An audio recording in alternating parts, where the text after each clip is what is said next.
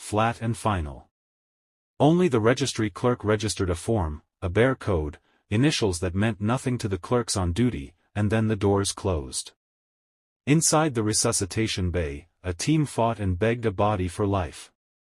The crash had been generous in its cruelty: internal bleeding, a collapsed lung, blunt force trauma to the skull. They drilled, intubated, poured in blood from the hospital's emergency bank. His pupils were fixed and small, like pinholes in the dark. Every breath they forced in returned with a rasp. The monitors flashed numbers that meant nothing until they meant everything.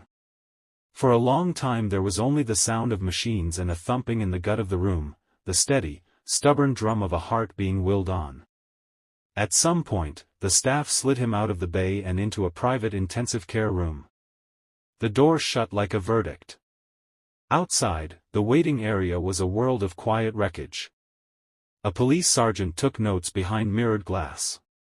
Two men in plain suits watched the corridor like predators practicing a new patience. They wore the neutral faces of men trained to look like family, thin smiles, slow nods, hands folded on their knees. They were not family. Belinda arrived wrapped in a borrowed coat, mascara streaks carving lines like tributaries down her face. She hadn't been told the hospital name. The call had come through a secure line: "Come now. Don't tell anyone." Lisa was with her, hands clasped like prayer. They moved as women who had been asked to believe in a restriction that had no obvious logic. A staff member led them past the glass and into a small room with a kettle that hummed like a small, ordinary engine. Nobody offered explanations. No one said the word attempt. The staff spoke in soft clipped syllables: "He's in intensive. He's stable for now. We will allow a visit later."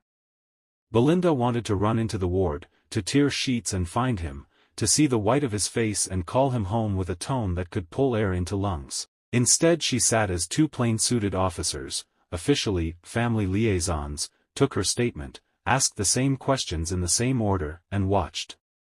Their eyes slid to the door as if measuring time's thinness. When the head nurse finally led them into the ICU, it was as if they'd entered a different gravity.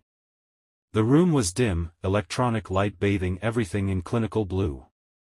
Nathan lay strapped to a bed that hissed and breathed for him.